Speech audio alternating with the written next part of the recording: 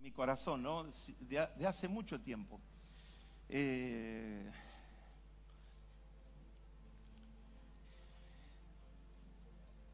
Señor es bueno.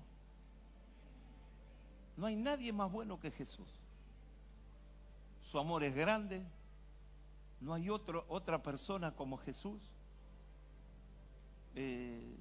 Jesús ha inspirado a muchos hombres y mujeres a cosas nuevas. ¿Cómo le puedo explicar?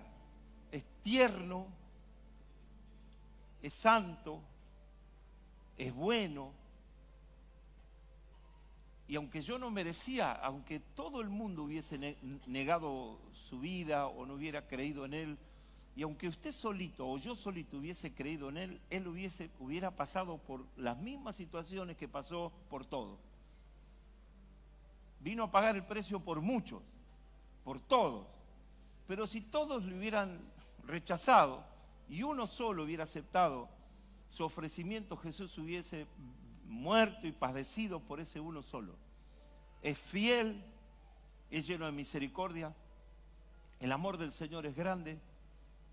No hay otra persona como Jesús. No he conocido a otra persona como Jesús.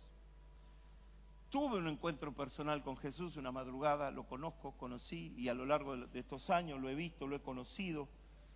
Sentí su presencia, sentí que un día me agarró del brazo y me despertó porque venía dormido en una camioneta. Y la camioneta ya había bajado 2 cubiertas a la banquina y estábamos a menos de 100 metros de una curva donde había como un ¿cómo se le llama?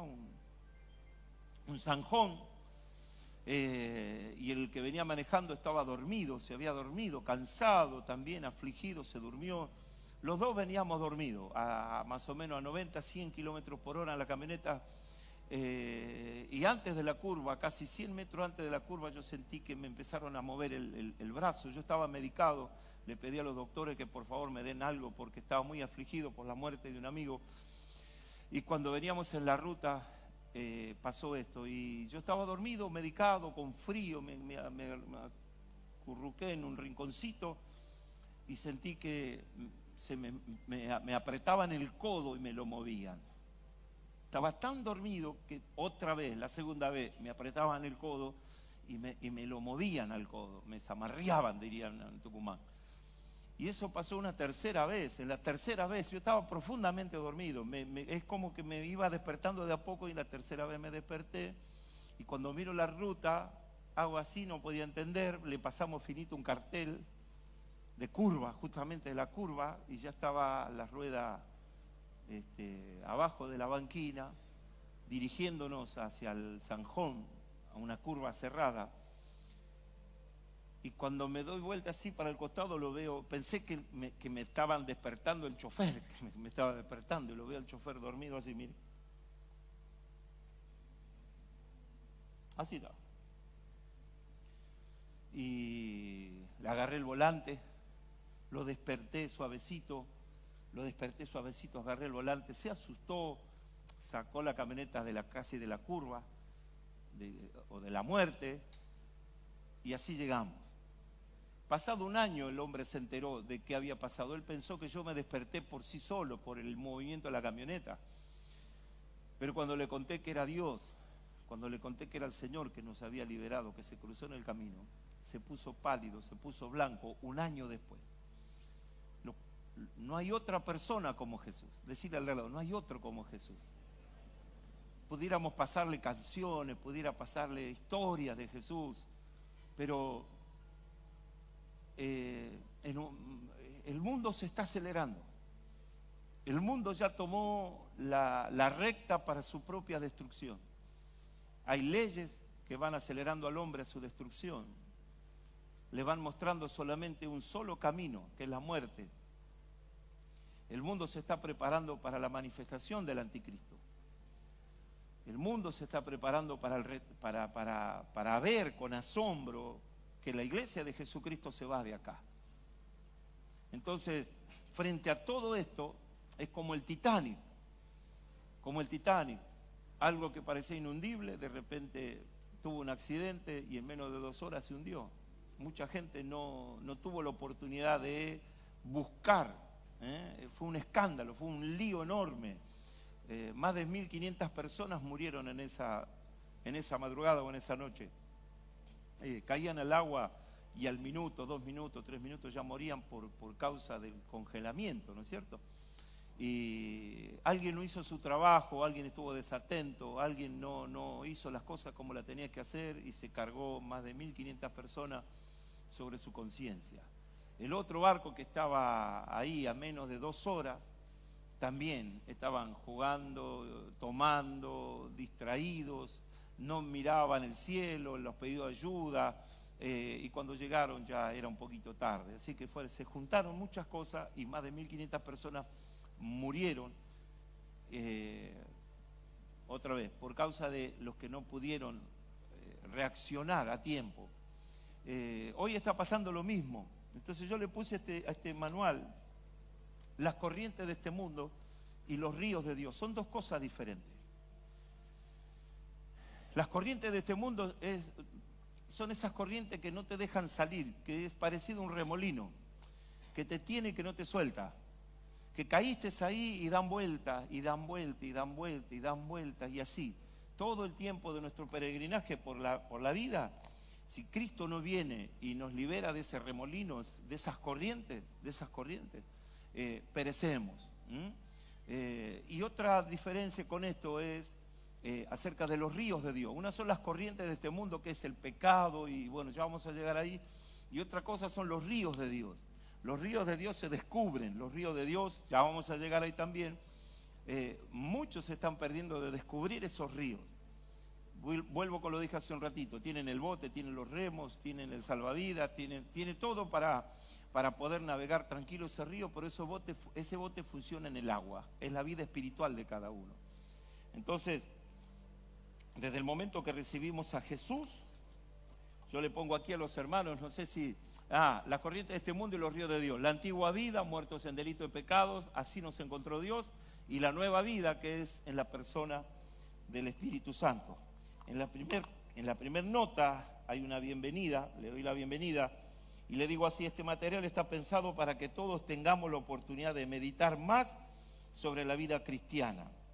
Esta es una nueva oportunidad, un regalo que Dios nos dio a través de su Hijo Jesucristo. No es algo más. La salvación no es algo más. No es algo que pueda comprarse en los comercios o en algún shopping. Tampoco se hereda de los padres, aunque es fundamental el trabajo de los padres. Es un regalo que es imposible para los hombres obtenerlo con dinero, o con oro, o con plata. Solamente está en la potestad de Dios el dar este regalo, o sea, la salvación del alma. Un regalo que costó la vida de su Hijo Jesucristo, fue un costo altísimo, fue la entrega total y absoluta de Jesús a la voluntad del Padre, fue la entrega y la vida de un hombre sin pecado, sin manchas, de alguien santo. Si alguna vez recibiste un regalo, este regalo lo supera todo, la salvación de tu alma. Es tan importante este regalo que lo debes cuidar para que el enemigo de tu alma no te lo vuelva a robar o no te lo robe. En estas notas encontraremos información importante con respecto a la antigua vida o manera de pensar, el traslado al reino de los cielos y la nueva vida en Cristo. Es fundamental que entendamos este material y que vivamos estas enseñanzas para que no te pierdas otra vez en un mundo de rebeldías religiosas, una trampa que puso Satanás para hacerte tropezar y confundirte. La idea de Satanás es volverte a atrapar, o peor aún, él busca que te rebeles contra Dios aún después de haberlo conocido. Advertencias: ten cuidado que alguien vendrá y sembrará discordia. Vendrán con ideas propias de los rebeldes, llenas de fundamentos conformistas. Vendrán vestidos de ovejas, pero son lobos rapaces. Vendrán en forma de amistad, vendrán en forma de cristianos maduros y conocedores de las Escrituras. Es por esto que debemos amar nuestra salvación y cuidarla de tal manera para que en el día de la prueba seamos hallados fieles y ser honrados para estar en la presencia de Dios. Adelante, hermanos, nuestro Salvador al frente, hollando a nuestros enemigos. La adoración, la oración, la búsqueda de su presencia, el congregarse habitualmente, la lectura y el estudio de su palabra harán de ti una persona digna de su confianza y capaz de instruir a otros en la vida cristiana victoriosa. Dios le bendiga. Es el saludo, la bienvenida Pero usted entendió ahí, ¿no? Primero es darle el valor a la salvación de mi alma. La salvación de mi alma no fue, digamos, un precio barato, costó la vida de Jesús. La salvación del alma es importante. La salvación del alma, Dios le confió a usted y me confió a mí la salvación de mi alma. Depende de usted y dependa de mí que la obtenga o que la pierda. Entonces, hubo un día en que Jesús se reveló a usted, se reveló a mi persona, y ese día pude entender cuánto me amaba a Dios. Que no le importó a Dios mi pecado, que no le importó a Dios mi condición, sino que solamente me amó. Y se reveló en la persona de su Hijo Jesús, y pude recibir a Jesús en mi corazón como Señor y Salvador. Ese fue el momento en que pasé de muerte a vida. En ese momento yo hice un pacto de seguirle y de servirle. Fue la primera vez que mis ojos se abrieron ante la eternidad. Fue la primera vez que mis ojos entendieron el peligro que yo estaba. Fue la primera vez que mis ojos vieron el camino ancho que solamente iba al infierno. Por primera vez mis ojos se abrieron y vieron el peligro que corría, y lo cerca que estaba de perder la salvación de mi alma o llegar a la muerte o a la eternidad. Ese día que llegó el Señor, se presentó como Jesús. El predicador lo presenta como Señor, como Salvador, como Rey de Reyes. Todos tuvimos un momento para encontrarnos con el Señor. Desde ese día comenzó una nueva etapa. Escuche, una cosa es recibirlo en el corazón a Jesús y otra cosa es recibir o tener el espíritu de poder de Jesús. Una cosa es haber hecho una oración y pedirle perdón a Jesús y que Jesús venga a morar. Eso es maravilloso. De eso depende su eternidad. De aceptar a Jesús y ser trasladado de la muerte a la vida, de las tinieblas a su luz admirable, del mundo al reino de los cielos. Es muy importante hacer esa oración. Es muy importante que nos prediquen de Jesús. Por eso el fin de toda predicación es que el hombre se vuelva a Dios. El fin de una predicación no es la vanidad del hombre, no es la vanidad del predicador, no es que el predicador muestre sus artes, no es que el predicador se luzca, no. El éxito del predicador es que la gente pueda entender que Dios le ama de tal manera que sembró a su Hijo Jesús para que toda persona que crea en el mensaje del predicador lo pueda recibir a Jesús y a través de una oración recibirlo como Señor y Salvador, porque la Biblia dice que si confesamos con nuestras bocas que Jesús es el Señor, seremos salvos. Entonces es necesaria la predicación, es necesario el predicador, es necesario el pastor, es necesario el apóstol, es necesario la predicadora, el evangelista. ¿Por qué? Porque llevan el mensaje para que la gente pueda entender qué peligros corre o qué bendición puede tener o lo maravilloso que es recibir a Jesucristo el Señor después de un mensaje o después de una predicación. Lo que sigue a eso es, digamos, Jesús, él mismo dice, yo soy la puerta y el que por mí entrare será salvo. Yo llego a los caminos del Señor, lo recibo a Jesús como mi Señor y Salvador y ahí comienza mi vida espiritual. No es que termina todo, no es que es el final de todo y ya no hay más nada por descubrir. No, ¿qué dijo él? Él es la puerta. ¿Qué conoció de esa gran mansión de Dios? ¿Qué es lo primero que conoció? La puerta. ¿Conoce el hall? ¿Conoce el hall del Espíritu? ¿Las habitaciones del Espíritu? ¿Las cocinas del Espíritu? ¿El patio del fondo de la casa de Dios? ¿Conoce eso? No, tan solo que conoce. ¿Qué conoce? ¿Sabe cuánta gente está detenida en la puerta y no se atreve a pasar? ¿Sabe cuánta gente lleva años mirando la puerta? Pregúntale, ¿hace cuántos años que estás mirando la puerta? Vamos, pregúntale, a ver, ¿hace cuántos años que estás a la puerta? Estamos a la puerta, miramos la puerta, conocemos la cerradura, ya la pintamos como 20 veces a la puerta. Solamente del reino de los cielos conocemos la puerta. Pero Jesús dice, y el que por mí entrare, no solo el que se queda en la puerta, dice, y el que por mí entrare será salvo. ¿Por qué razón? Porque somos atraídos a una vida en el Espíritu. Dejamos las corrientes de este mundo y ahora decidí comenzar a buscar los ríos de Dios. Dios me saca del remolino del mundo, del pecado, de la muerte, de los vicios, de tanta cosa perversa. Me saca de ahí y me trae, me presenta y me pone delante de su mansión. Y para mí la mayor revelación es la puerta. Decirle al algo que tu mayor revelación no sea la puerta. Vamos, decirle que tu mayor revelación que tu mayor comunión, que tu mayor conocimiento de Dios no sea la puerta, que pueda entrar a la casa de Dios. Como dice la canción, ven conmigo a la casa de Dios, le adoraremos, haremos fiesta. ¿No es cierto que sí? ¿No dice así la canción? ¿A qué nos invita? A la casa de Dios. Cuando usted viene a la iglesia, ¿se queda en la puerta? No, ¿por qué? Confianzudo, ¿qué hace usted? Es mi casa, es mi congregación, es a la iglesia que asisto, no me quedo en la puerta. ¿Hacemos culto en la puerta? Tendríamos que hacerlo un día de esto, ¿no? ¿Y cuándo hicimos culto en la puerta? Cuando cortaban la luz. ¿Me acuerdan? Nos cortaban la luz, ¿a dónde íbamos? Afuera. Prendíamos los autos y qué sé yo. Pero no nos quedamos en la puerta. La puerta es el primer encuentro personal. La puerta es eso maravilloso que Dios nos llamó la atención por algo y estábamos caminando tan rápido que un día nos frenamos y miramos a Cristo y dijimos, wow, my God, qué lindo. Oraron por nosotros, escuchamos la palabra, el corazón se infló así de esperanza y de fe y ahí recibimos a Jesús. Pero eso recién es el principio. Por eso la Biblia habla del primer amor, del primer encuentro. Pero no me puedo quedar siempre en la puerta. Tengo que dar un pasito. Un día lo dije. Imagínese que Mirta Legrand lo invite a su casa, a su gran mansión. Y usted va a la puerta de la mansión de Susana Jiménez o de Mirta Legrand. Y usted va y dice, oh, qué mesa de teléfono que tiene doña Mirta. ¿No? Qué cuadro que hay en la casa de doña Mirta. Y qué espejo hay en la casa de doña Mirta. Oh, y las flores que hay en la casa de doña Mirta.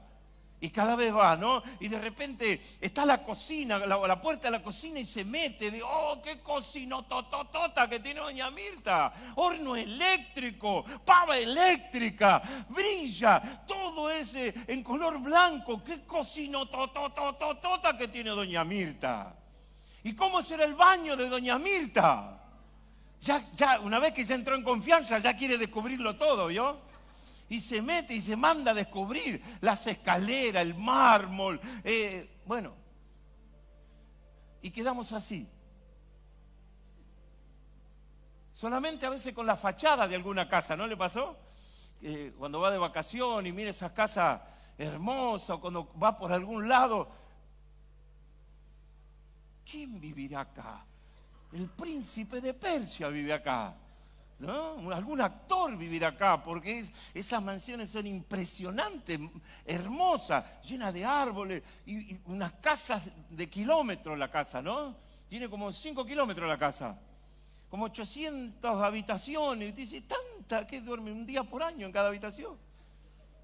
Imagínese que nos quedemos así, en la vereda, o mirando la puerta, y viene alguien caminando por la vereda y nos distrae. El otro no cambia de atención. Pasa un auto, toca la bocina. Viene la policía y nos dice, ¿usted qué está haciendo acá? Mirando la casa. Somos un peligro en la puerta. ¿Qué está haciendo acá? Documento. Hace 2 horas que está en la puerta de esta mansión. ¿Qué está haciendo? ¿Qué está pensando? ¿Dónde vive? ¿Qué trabaja? ¿Cómo se llama su papá? Oh, my God. Mire si nos quedamos así a las puertas del reino de los cielos, observando la gran mansión, observando cómo se gozan otros, cómo otros reciben los milagros, cómo otros son bendecidos, cómo otros son prosperados. ¿Por qué razón? Porque yo no quiero entrar. Y si entro, ya está el que juzga. Ah, mirá, qué atrevido, que entró en la casa. ¿Y si es la casa de mi padre? Si es mi papá que me invitó. Mi papá no me dijo que me quede en la puerta. Mi papá me dijo que pueda entrar a su casa de oración. ¿Amén o no amén? Entonces, veo con preocupación esto, que no hay un temor de Dios por la salvación de su alma. No hay honra al Señor que salvó mi alma. No hay fidelidad al Señor que salvó mi alma. No hay pasión con aquel que salvó mi alma. Practicar el pecado y ser salvo es lo mismo para aquella persona que está en la puerta. No comprendo algunas cosas, perdóneme, le voy a hablar con todo mi corazón. No comprendo algunas cosas. No comprendo a la persona que practica el pecado y luego está en Cristo. No lo entiendo. No entiendo al que practica el pecado y quiere hablar en lenguas. Perdóneme, no lo entiendo. No entiendo al que dice, yo no tengo nada que cambiar en mi vida, habiendo que cambiar casi todo. No entiendo al que está conforme con su vida sabiendo que va hacia la destrucción. Perdóneme, no lo entiendo. Porque el que pasó por ese proceso de comunión o de tener un encuentro personal con Cristo, yo entendí a los 24 años, yo no tengo plan B. Cristo es plan A siempre. ¿Por qué es plan A siempre? Porque Cristo no falla. Antes, cuando usted se relacionaba con alguien, con un amigo, con una novia, con la esposa, con el patrón, con no sé quién, usted tiene que tener plan A, plan B, por la duda, plan C y plan D también. Pero en Cristo no necesitamos plan B. Decir al de al lado, en Cristo no necesitamos plan B. En el Señor funciona todo. Jamás el Señor va a ser infiel con usted. Jamás el Señor se va a olvidar de usted. Jamás de los jamases Jesús va a mirar para otro lado cuando lo tiene que mirar a usted cuando está pasando una aflicción, una tristeza, una prueba. En los momentos de mayor dificultad, entiéndalo por favor, el Señor está más cerca suyo que su pariente, su esposa, sus hijos. El Señor está más cerca que nunca en la prueba y en la tribulación. No lo abandona, no lo deja, lo renueva, le da oportunidades todo el tiempo, nos da oportunidades todo el tiempo. Y aún así, muchas veces somos infieles. Nos llama para el servicio y no cumplimos con el servicio, no lo hacemos a la manera que hay que hacerlo. No honramos el ministerio, no honramos las relaciones, no sabemos relacionarnos, la iglesia no se sabe relacionar entre líderes, con los pastores, parecería como que somos enemigos. El apóstol Pablo, lo pongo acá, el apóstol Pablo a la iglesia de Gálatas le dice, me hice vuestro enemigo por decirles la verdad. El hombre que fundó la iglesia, el hombre que funda la casa, el hombre que edifica siervo, el hombre que levanta obrero, la iglesia pasado un tiempo se cambia de espíritu y ya desconoce a Pablo. Y Pablo le dice a ellos, ahora soy un enemigo de ustedes. Lo único que estoy tratando de hacer es formarlo espiritualmente, capacitarlo espiritualmente, potenciar su vida, presentarlo delante del Señor para llevar el evangelio del reino hasta lo último de la tierra. Y por esa razón me hice su enemigo, por animarlos, por ponerlo en la vereda, por ponerlos delante del Señor. El apóstol Pablo dice esto. ¿Y sabe qué dice? Hijitos, mire cómo le dice a la iglesia de Gálatas, hijitos, por quienes vuelvo a sufrir dolores de parto, hasta que Cristo no sea formado otra vez en vosotros. Se ve que alguien borró la imagen del Señor y de eso se trata esta nota. De situaciones, de hermanos, de personas que insisten en borrar la imagen de Jesucristo en tu corazón. Y que veas el error, que te transformes en una persona crítica, amargada, que señales, que estés repasando el error todo el tiempo, que no le des libertad al que se equivocó. No, pero ese hizo tal cosa, ese hizo tal otra, y todo el tiempo repasando, y repasando el daño, repasando lo que ya tiene que haber sido perdonado y olvidado. El tipo todo el tiempo lo repasa. Dice, te perdono, pero no. ¿Cómo dice la gente? Te perdono, pero no. Oiga, no lo siga ese. Al que dice eso, no lo siga, porque lo va a perder a usted. El perdón es olvido. No es. Yo tengo amnesia cuando pedí perdón. Y si usted me hace recordar alguna conversación, algo que no me interesó, delante del Señor se lo digo. Yo pongo la papelera y lo mando toda la papelera, lo saco de mi vida porque no voy a gastar tiempo en eso que no sirve, eso que es sucio, eso que no se entiende. Lo saco de mi vida. Siempre he sido así. ¿Te acordás tal día? ¿Te acordás? Mira, no me acuerdo. ¿Por qué razón? Porque es como un mecanismo de entender que no puedo tener en mi mente ocupando lugar un pensamiento de amargura, teniendo todo por conocer de Cristo. Es como cuando usted abre un ropero y ya no hay más lugar para nada en el ropero. Y vienen cosas nuevas y vienen cosas lindas y usted las tiene que guardar. Y el único lugar es el ropero, pero va al ropero y el ropero está saturado. Tendrá que sacar algo viejo. Tendrá que sacar alguna caja, algún tapado de bisón, no sé, algo que ya está roto, que está viejo, que ya no sirve tenerlo ahí. Tiene que hacer espacio para ponerlo nuevo. ¿Amén o no amén? Entonces, es una pena no saberse relacionar bien con el Señor. Las sociedades están cambiando, pero Cristo no cambia. Él es el mismo ayer, hoy y por los siglos de los siglos. No cambia. El hombre es el que cambia. Al tener tantas políticas, al tener tanto ofrecimiento del mundo, al tener tantas cosas naturales de aquí abajo, y las tomamos como cosa natural, como cosas normales, las aceptamos, vivimos entre ellas, y terminamos viviendo como Lot. Primero Lot vivió a los lados de Abraham. Después se pelea con su tío y va a vivir a las puertas de Sodoma. Y después ya lo ve a Lot viviendo dentro de Sodoma. Así es la vida del cristiano, tibio, que no se da cuenta que está en peligro. Deja al Padre o deja la bendición y va perdiéndose hasta que le es común vivir en una ciudad de pecado. Así que de esto se trata las notas. Y lo primero que habla de las corrientes de este mundo. La antigua vida se desarrolla en la antigua naturaleza, en la antigua vida que desarrollamos en el viejo sistema del mundo. Todos necesitamos ser de una manera, adoptamos hábitos y costumbres para sobrevivir. Nos hicimos nuestra propia escala de valores, nos equipamos de todo lo necesario para mantener nuestros privilegios y seguir viviendo la corriente de este mundo. Y para vivir en este sistema de gobierno, todos nosotros adoptamos distintas ideologías.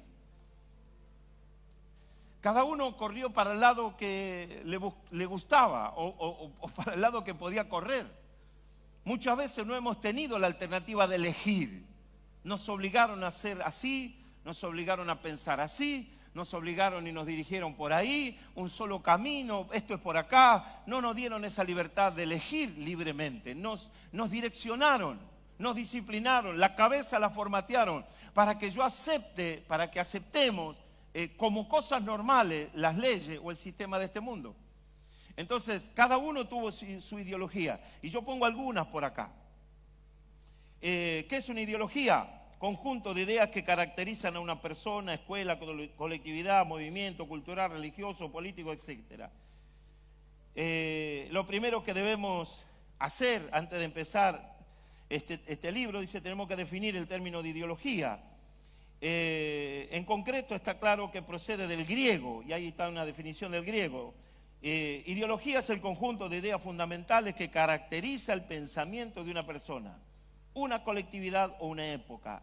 También se trata de la doctrina filosófica centrada en el estudio del origen de las ideas. Y hay algunas ideologías, por ejemplo, el fascismo, el nacionalismo, el liberalismo, el anarquismo, el conservadurismo, el feminismo, el capitalismo, el comunitarismo, el ecologismo. Así que son algunas de las ideologías por las cuales hemos andado algunos. Pero mire esto, mire lo que dice acá. En este sentido, la ideología es una herramienta de control social. ¿Qué es la ideología? Una herramienta de control social para despojar al ser humano de su libertad, transformándolo en una parte de una masa manipulable. Le preguntaron a Damián hace unos días, el de empresa le preguntó si él amaba a la empresa.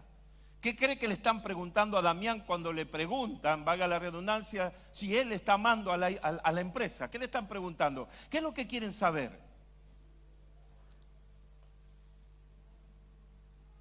Lo sentaron en un lugar y dijeron, ¿amás a la empresa? Y él dijo, valoro a la empresa, pero amo a Jesucristo.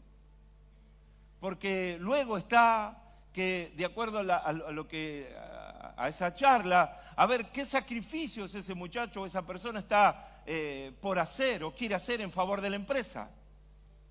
Y cuánto pueden exprimir esa persona en la empresa. Y cuánto le pueden sacar a esa persona en la empresa. Y cuando ya no tienen más nada que sacar en la empresa, ¿qué hacen? Dice, muchas gracias, lo ponen en la puerta, abren la puerta, levantan el pie derecho y le dan un puntapié y termina en la mitad de la calle después de haber vivido años para la empresa, y la empresa lo único que le reconoce es una lapicera Bic. Mi papá se enfermó. Él pensó que él era el dueño de los ferrocarriles argentinos. Hizo un esfuerzo enorme mi papá.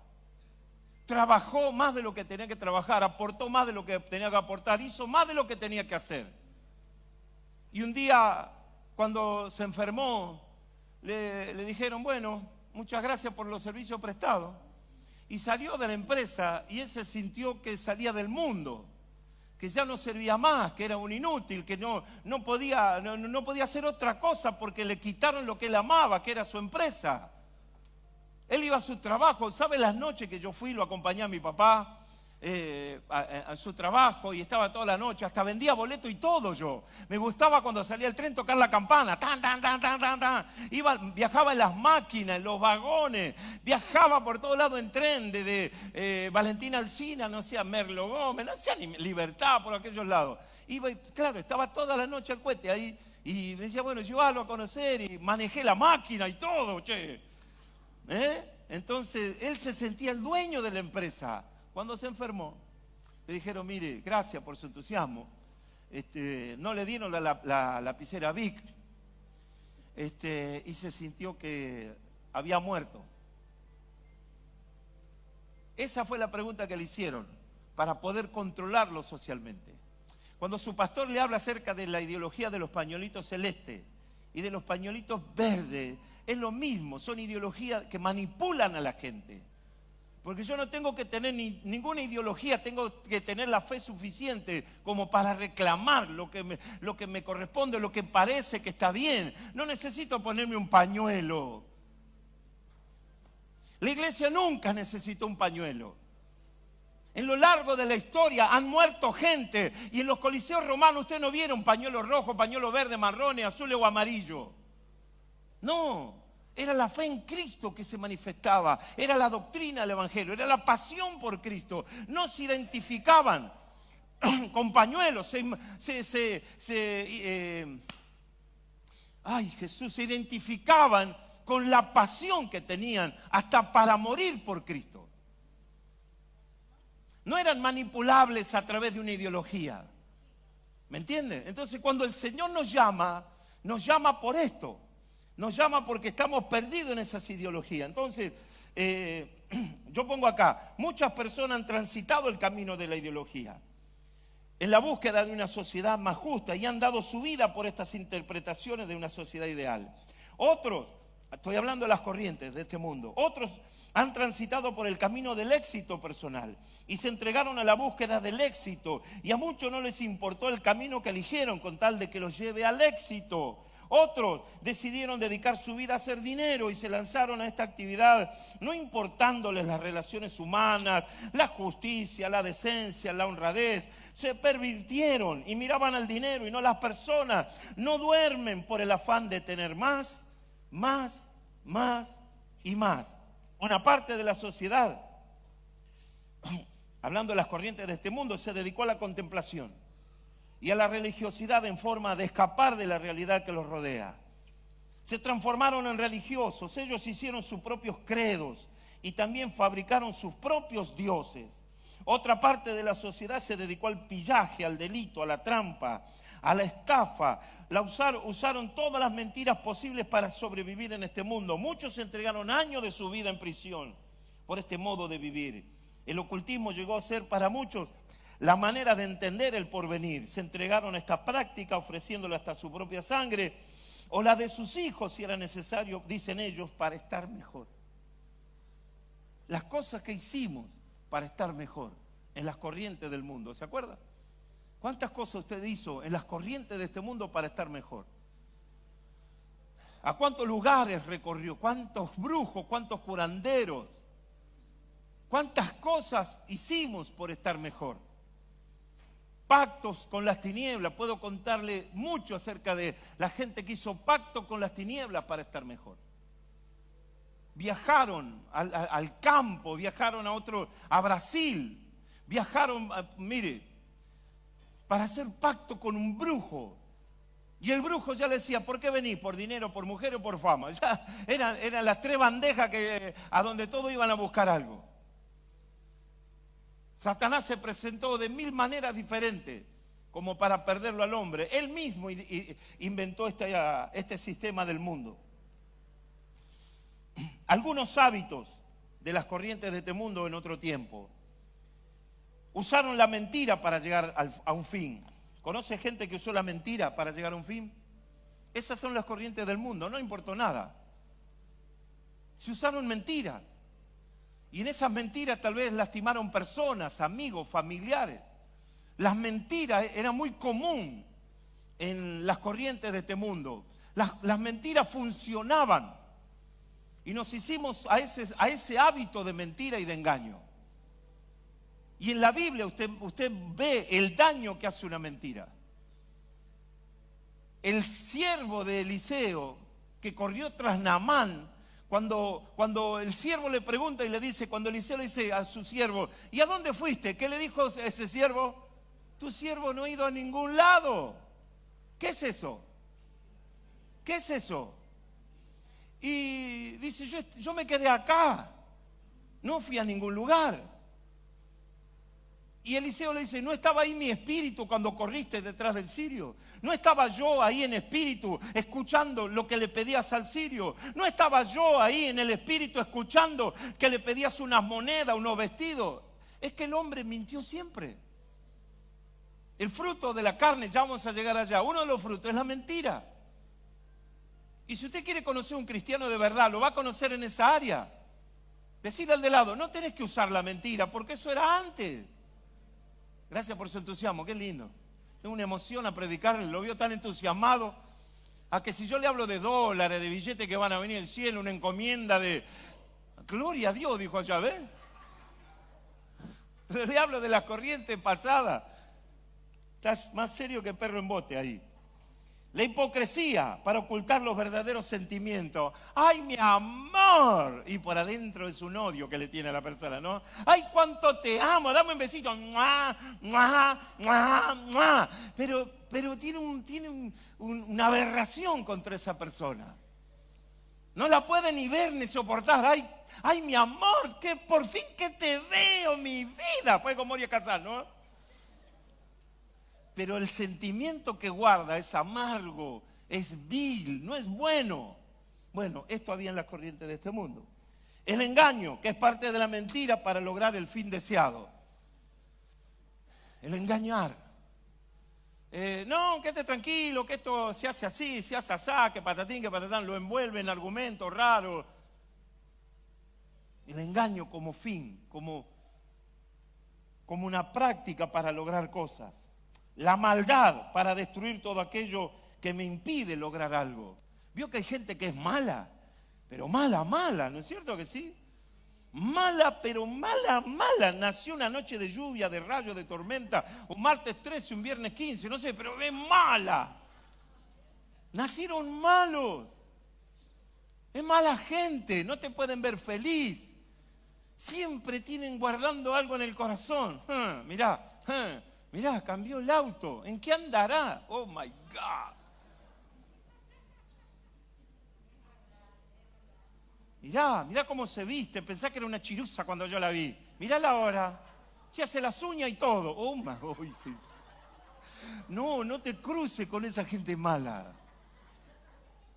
Y el malo piensa maldades. No duerme el malo pensando en la maldad que va a hacer al otro día. No duerme, a ver cómo hago para lastimarlo a alguien. O cuando te llama por teléfono, te tira una frasecita de esa. ¿Te enteraste de tal cosa? ¿Qué cosa? Ay, perdón, no, y ya te dejó con la espina de la tal cosa, ¿viste? Y lo hace a propósito, porque es malo. Te manda un WhatsApp o qué sé yo, y te deja la pelota picando ahí, vos te estás muriendo. ¿Qué me quiso decir con este mensaje? Y empezás a analizar de la A a la Z todas las posibilidades. Y el otro se está matando de risa ya porque te dejó ahí con la cabeza así de grande. Gente que es mala, decirle al de lado, mirale al de lado, a ver. La adulación como método perverso de estímulo para alcanzar algo. ¿A quién no lo hicieron esto? ¿Quién no cayó en esta trampa? No, vos sos un buen pibe, ya vas a ver, vos créeme a mí, ya vas a ver que vas a llegar lejos, porque vos tenés condiciones. Claro, te dicen eso porque te tienen que currar. Che, qué buena persona que sos, claro, no le pagaste como 4 meses, por eso, bueno. Qué bárbaro. Las adulaciones. ¿Cuánta gente adula? Él es mi amigo. Mejor no me meto por ahí porque últimamente estoy bien. Espere que me persigne un poquito. Las adulaciones. Y eso en la temporada de los noviazgos, oh my God, daría mi vida por ti, mi amor. Sol, la estrella de la mañana, la luna de noche, la media luna del café con leche. Dice, tira toda, ¿viste? Y cuando logró el tipo, cuando logró lo que quería, ¿qué haces? Cuando le llaman, no me moleste. Primero era la estrella resplandeciente de la mañana. ¿Cómo es? Gorda, dijo uno por acá. Mirá qué gorda que está. Uf. De la adulación pasó al odio ahí en un par de días nomás. Las adulaciones, decía Leo, tener cuidado con el que adula. Porque el que adula está buscando algo. El adulador está preparando el camino para el zarpazo. El dinero para corromper al hombre y reducirlo a esclavitud. Esto es común también. Tomá, mirá, yo sé que vos te mereces más, pero tomá esta platita. Y ya te agarró el corazón. Después viene, tomá, 500 pesos más. Y esto es una propina. Porque el tipo está sembrando, porque pasado mañana te va a mandar a hacer algo y vos estás pegado con eso, y como no querés cortar esa propina o esa platita, te manipula para que haga lo que es incorrecto. Jesús, tengo una gana de hablar hoy. El dinero como manera de control. Como manera de control. La tiranía como control social, familiar y un medio para disciplinar al opositor, el que está en liderazgo, el que está el jefe de una empresa. Tengo mucho para contarles de eso. Se hizo una vez una medida de fuerza en la empresa. No nos pagaban. Y vinieron unos chicos a hacer pasantías. Y ellos se suman para apoyar. ¿Sabe qué hicieron? La primera, los llamaron a la oficina, los rajaron a todos. Tiranos. No pensaron en ellos, no, pensaron en ellos mismos. Y todo lo que es así, la tiranía ha llevado a nuestros pueblos a desastres, a guerras, a muertes. El que gobierna, por eso la Biblia dice que cuando el justo gobierna, el pueblo está tranquilo, disfruta la bendición. Pero cuando el tirano gobierna, sufre la nación. Por eso la advertencia a la iglesia es orar por los que están en eminencia, por los que están en autoridad. ¿Para qué? Para que tengamos quieta, dice, para que pasemos una buena temporada, una quieta y, ¿cómo que dice? Para que vivamos quieta y reposadamente. Gracias, pastor. Porque cuando gobierna el tirano, sufre el pueblo. Cuando alguien está liderando algo y esa persona es un tirano que no te saca el pie de encima, se genera todo tipo de sentimientos, de amargura, hasta lo querés matar, ¿sí o no? Hasta te hace sentir culpable. Y te hace sentir que esa es la ley de la vida y eso es lo que te tocó vivir. Y que no tenés derecho al pataleo ni al reclamo porque se alinearon todos los planetas para que vos seas esclavo y él sea jefe o patrón o dueño. Y se hace lo que yo digo acá. Oh my God. El chantaje y las amenazas como medios para llegar a un fin. La avaricia provocando el sufrimiento aún de nuestra propia familia. Hay gente que es tan avaro que está juntando no sé para quién. Los hijos pasan necesidad, la esposa pasa necesidad, los que lo rodean pasan necesidad, pero él está, una vez, no sé si usted vio, más vieja que la carapela, el viejo Ucha. Véala, mírela, como cosa de cultura nomás. El tipo vivía, no comía huevo para no tirar la cáscara de huevo. No comía naranja para no pelar la naranja y tirar la cáscara. Hacía jugo con la naranja. Pasaba una miseria espantosa a los hijos. La mujer no salía ni a la esquina, ni a tomar un helado.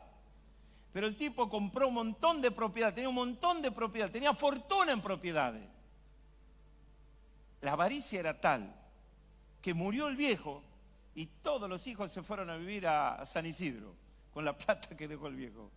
porque se descubrieron una fortuna y dijeron, pensá que este viejo atorrante nos hizo sufrir tanto. Mirá, ¿por qué nos hizo sufrir? ¿Por qué nos hizo sufrir? ¿Por qué nos mintió? ¿Por qué? ¿Por qué? ¿Por qué? ¿Por qué? Entonces, a veces la gente es tan avara, que a veces es tan avara con la propia gente suya, esposas, hijos. No sigo más porque me está mirando feo. La crueldad como método para obtener y hacer cumplir, obtener algún bien. La crueldad va ligada a las amenazas. Tremendo, ¿no? Y en nuestro país tenemos alguna maestría en amenaza, en todo ese tipo de cosas. Repasando la historia un poquito nomás. Un señor por sacarle la foto a un empresario, ¿se acuerda? Un señor por sacarle una foto a un empresario hace unos cuantos años atrás. Lo agarró la policía, lo llevó ahí nomás, en Gesell era, Pinamar. Lo mataron, lo prendieron fuego, ¿se acuerda? Cabeza. Tremendo, ¿no? Lo que hace el poder, emborracha, creen que son impunes. Bueno, todos anduvimos por estos caminos o practicamos alguno de estos hábitos. La Biblia habla de estas cosas y podemos comenzar a entender qué significan las corrientes de este mundo desde acá. Pero para empezar, yo digo acá, es necesario que entendamos algo. ¿Qué es lo que tengo que entender? Que tengo que leer las Escrituras. Pero ¿qué sucede? El religioso lee las Escrituras y sigue siendo religioso. ¿Ve? La gente lee las Escrituras porque piensa que ¿cuántos creen que la Biblia es buena? Levante su mano, a ver, ¿cuántos creen que la Biblia es buena? ¿Los demás que no levantaron la mano? No sabe, no conoce. ¿Sabe? ¿Me acepta que diga algo? Mire qué fuerte, ¿eh? Vengo con todo, estoy hecho un loco, ¿eh? Ay, estoy tomando valor para decirle. La Biblia es el libro de Dios. ¿Está bien? ¿Estamos de acuerdo con eso, no? Pero la Biblia, es el peor libro que existe. Este pastor, que se fue de tema este pastor. No me congrego más acá. ¿Por qué es peor? Porque la Biblia saca a luz lo peor de mí. Y usted en la Biblia no va a encontrar consejos lindos. Va a haber adulterio, va a haber fornicación, va a haber traición, va a haber muerte, deslealtades, hasta un señor que lo entrega al Salvador por unas monedas. Y ve a los demonios operar, y ve la degradación del hombre, y ve al hombre comiendo porquerías en un chiquero, y ve al hombre hecho triza, y ve al hombre que sigue en esa tesitura de no abandonar el pecado. Y la Biblia habla del pecado y habla de la muerte, de la corrupción, y habla de todo eso. Por eso digo que la Escritura es pesada, la Biblia no es bonita. La Biblia es un relato de la realidad, de la condición del hombre. Habla de la realidad y la condición del Padre Celestial, que es maravilloso Dios. Pero cuando se habla del hombre, no hay cosa buena en el hombre, dice la Escritura. Perverso es el corazón más que todas las cosas, dice la Biblia. Y cuando habla del hombre, lo habla al hombre en pecado, lo habla muerto en delitos y pecados, lo ve al hombre siguiendo las corrientes de este mundo, lo ve al hombre lleno de demonios, lo ve al hombre enfermo, lo ve al hombre con lepra, ve al hombre en un sepulcro, ve al hombre bajo corrupción, ve al hombre en estado de esclavitud, ve la corrupción de unos hermanos vendiendo o entregando a un hermano a unos paganos que andaban por ahí. Entonces cuando usted lee las Escrituras, no hay nada bueno en las Escrituras, excepto Dios. Excepto Dios. En la Biblia usted va a ver a muchos demonios. La Biblia está lo bueno y lo malo del hombre. Entonces nosotros hacemos un culto a la Escritura y está bien. Pero escuche, cuando aprendemos a leer las Escrituras, vemos cómo Dios ve al hombre. ¿Cómo Dios ve al hombre? En su estado de corrupción.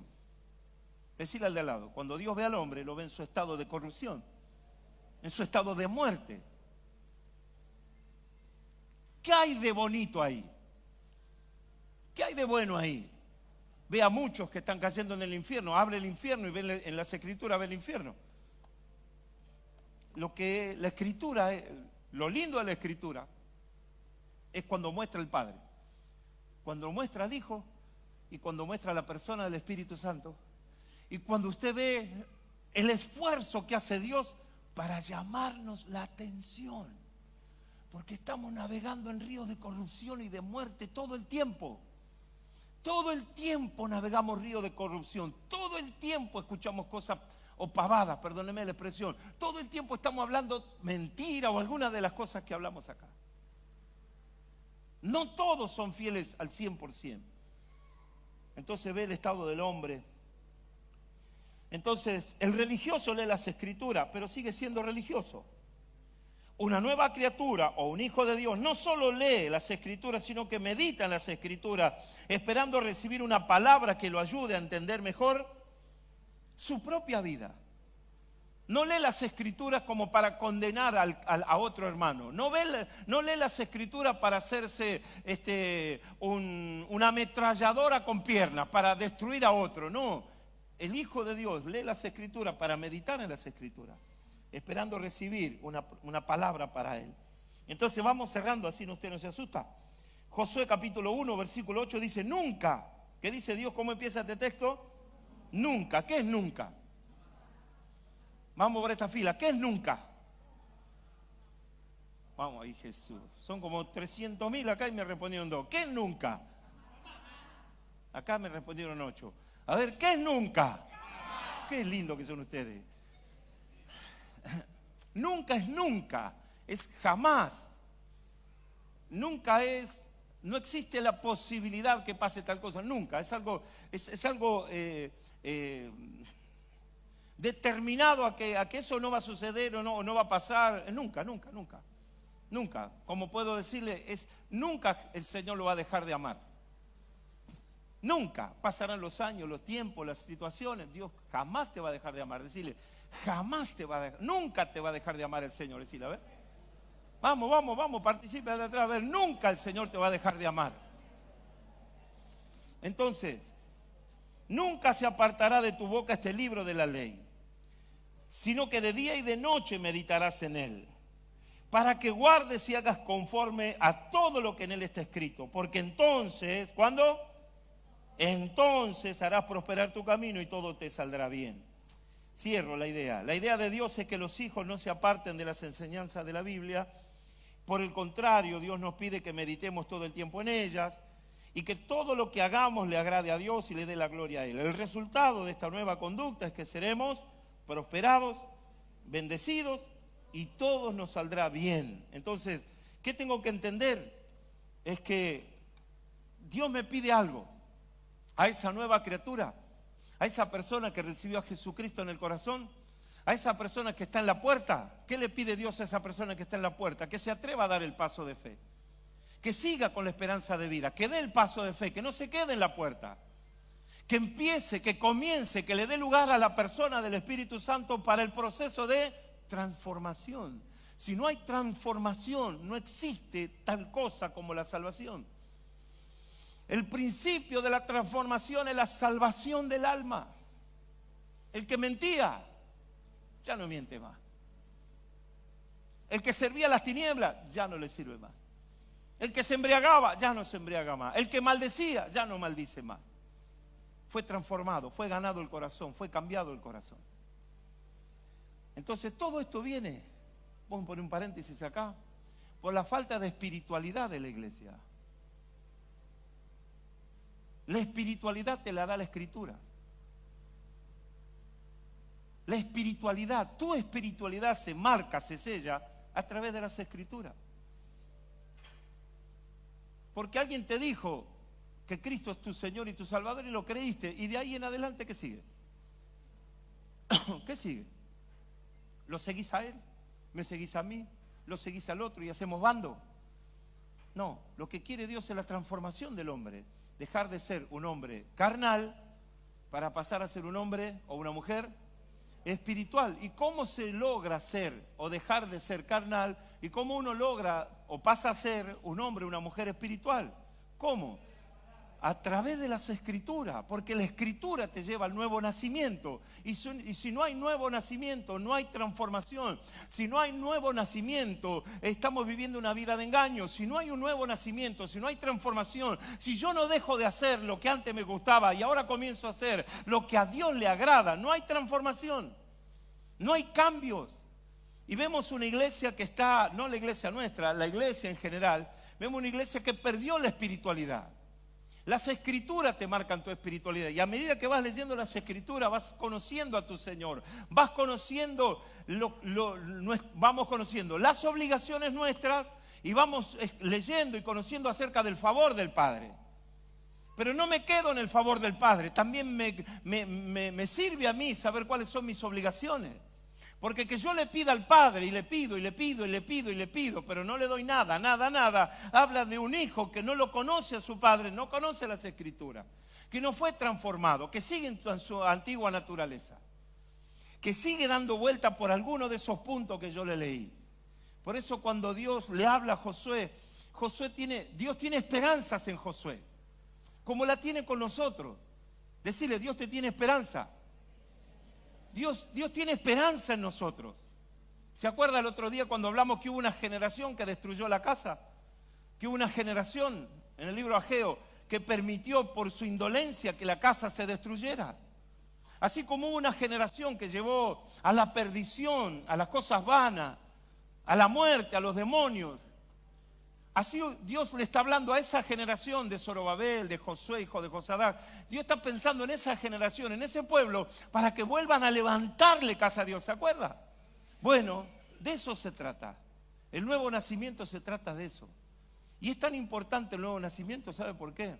La Biblia dice que si no hay nuevo nacimiento, dice, no puedo ver, y luego dice, no podré entrar en el reino de los cielos. Porque el cielo no entran cosas carnales.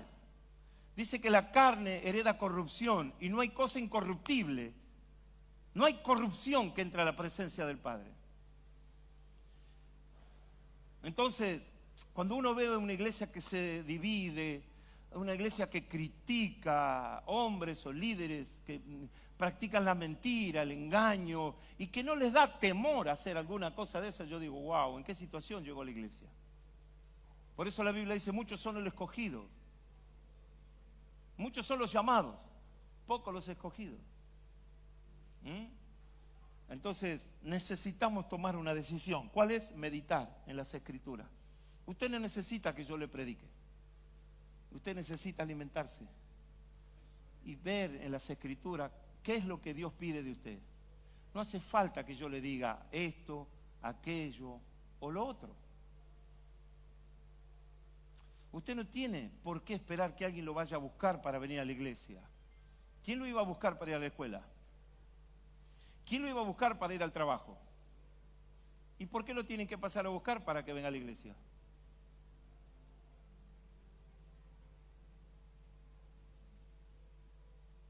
Ay, estoy luchado y nadie me llamó. ¿Y quién te tiene que llamar? ¿Macri te tiene que llamar? Ay, que pasé por una prueba y nadie me dijo tal cosa. ¿Y vos, a cuántas personas llamaste en el tiempo de crisis? ¿A cuántas personas fuiste a buscar mientras otros pasaban crisis? ¿A cuántas personas que te enteraste que estaba en necesidad fuiste y le dijiste qué necesita? ¿A cuántas? Entonces cada uno cosecha lo que siembra. Entonces no tengo que esperar que nadie... Mire, ¿quién me va a buscar a mí para que yo venga a predicar o venga a pastorear a la casa? La pastora me dice, dale papi, dale, mira la hora que es, papi, vamos. Pero es mi esposa, vive conmigo. ¿Quién lo llama a su pastor cuando está luchado con problemas? ¿Quién sabe las cargas que yo tengo y las que tengo acá a un costado para venir a ministrarle y predicarle a usted? Entonces, ¿sabe por qué? Porque yo ya me hice adulto en el Señor, ya sé cómo son las cosas. Y mi relación es ¿con quién? Con Jesús. Es bueno lo otro, es bueno, no digo que es malo, es bueno que nos relacionemos, es bueno que preguntemos, es bueno que llamemos, es bueno todo. Pero si alguna vez no sucede, no hay que ni enojarse, ni molestarse, ni nada. Es entender, alguna razón habrá. Bueno, yo me voy a poner a trabajar en esta área para que no vuelva a suceder. Decir al de lado, y se acabó, y se terminó. Entonces, al alimentar la carne toma determinaciones. El texto del que vamos a empezar a trabajar es este, Jeremías 17, 9 y 10. Dice, engañoso es el corazón más que todas las cosas y perverso. Y hay una pregunta, ¿quién lo conocerá? La respuesta es, yo Jehová, que escudriño la mente, que pruebo el corazón para dar a cada uno según su camino, según el fruto de sus obras. ¿Quién es el que le va a pagar o quién es el que le va a devolver o quién es el que le va a dar según sus obras? ¿Mi relación con quién tiene que ser? ¿Qué claridad tengo que tener con las escrituras? Mi relación con Dios tiene que ser clara. Mi relación con Dios tiene que ser fuerte. Mi relación con Dios tiene que ser sana. No lo puedo andar coaccionando a Dios. Mira, Señor, si no me da tu bendición, yo no voy a tu casa, Como si nosotros le hiciéramos un favor a Dios congregarnos. Ah, pero yo no voy a la iglesia porque hoy estoy mal. ¿Y cuándo querés venir a la casa? ¿Cuándo vamos al médico? ¿Qué dijo Jesús? Los enfermos son los que tienen, los sanos no tienen necesidad de médico. Entonces, yo sí sé que tengo necesidad de Dios. Y vengo a su casa. Escuche, y nos estamos yendo. ¿Qué es un culto? Un culto es una manera, vamos a poner así, un plan, un método, una fórmula que cada uno la desarrolla como el Señor le da. Pero lo único que yo sé del culto es que todos los que estamos acá venimos para adorar a Dios. Todos los que estamos acá nos convocamos para adorarle a Él. ¿Qué es un culto? Adoración a Él. Que todo aquel que viene es porque sabe que tiene una necesidad de expresarse, de abrir el corazón, de llorar en su presencia, de escuchar una palabra que lo ayude y le dé herramientas para solucionar el problema o ser cada día mejor. Hay una temporada de ser niño, hay una temporada para explicaciones, hay una temporada para llevar de la mano a alguien, pero también hay una temporada donde ese alguien ya tiene que... Hay una temporada donde ese alguien tiene que hacerse fuerte, hacerse grande. Hay una temporada donde usted ya tiene que saber alimentarse. Porque los que no crecen, los que no se fortalecen y los que no se alimentan solos, están en el horno, digo acá, están. Es el texto bíblico. Después le voy a decir cuál, está en el horno. ¿Qué pasa cuando usted ve que una persona no se cuida a sí misma, no se alimenta a sí misma? ¿Cuál es la condición de esa persona? Que no se alimenta, que no se cuida, que hay que dedicarle atención. Está enferma. Está pasando un proceso de enfermedad, de amnesia, qué sé yo. Tiene alguna dificultad para entender el tiempo, el presente. No están en tiempo ni en el momento. Necesitan de que alguien esté ahí para cuidarlos. Porque tiene algún problema en su mente, se olvidan las cosas, está debilitado, está dependiendo de alguien. Pero por su condición. Pero llega el momento, ¿querés que termine ya? Llega el momento que yo tengo que aprender a crecer. Yo tengo que decidir crecer. Yo tengo que entender que yo soy el que tengo que alimentar. Y yo tengo esto también. No tengo que esperar que otros me pidan perdón. El que es crecido y el que es maduro, ¿qué hace? Va, soluciona los problemas, habla, comparte, conversa y se solucionan los problemas. Entonces, ¿cuál es el problema de esto? ¿Cuál es el problema? Y nos fuimos, Carlito, ya. ¿Cuál es el problema? ¿Cuál es el problema? Es que nos justificamos creyendo que somos buenos. Yo soy bueno. Entonces la Biblia dice así, no hay nadie bueno. Todos nos apartamos de la presencia del Señor. Todos fuimos contaminados con alguna de esas ideologías o con alguna de esas maneras de ser. ¿Quién no mintió? ¿Quién no engañó? ¿Quién no hizo esto? ¿Quién no hizo aquello? ¿Quién no hizo lo otro? Todos, dice, nos descarriamos. Todos salimos del camino. Todos nos portamos mal. Y esos hábitos yo los traigo por esa puerta y los traigo acá. ¿Cuál es la idea de Dios? ¿Que siga viviendo en ese estado de perdición, de tiniebla? No, me saca de todo eso y me lleva a una experiencia con Él. Y escuche esto, antes yo recibí a Cristo y estuve en la puerta, pero ese no es el fin de todas las cosas. Ahora, el Padre me revela al Hijo. Vamos, el Padre me revela al Hijo. El Padre.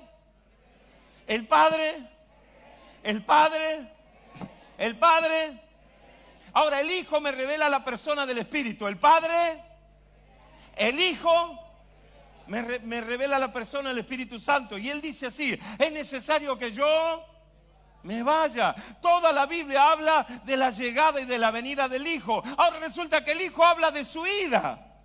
Tanto tiempo te esperamos para que te vayas. Tanto tiempo, tanto hablaron los profetas, tanto habló las escrituras de tu venida. Y ahora que te tenemos, solamente te quedas 30 y pico de años, ya te querés ir. Es que el mundo lo cansó al Cristo.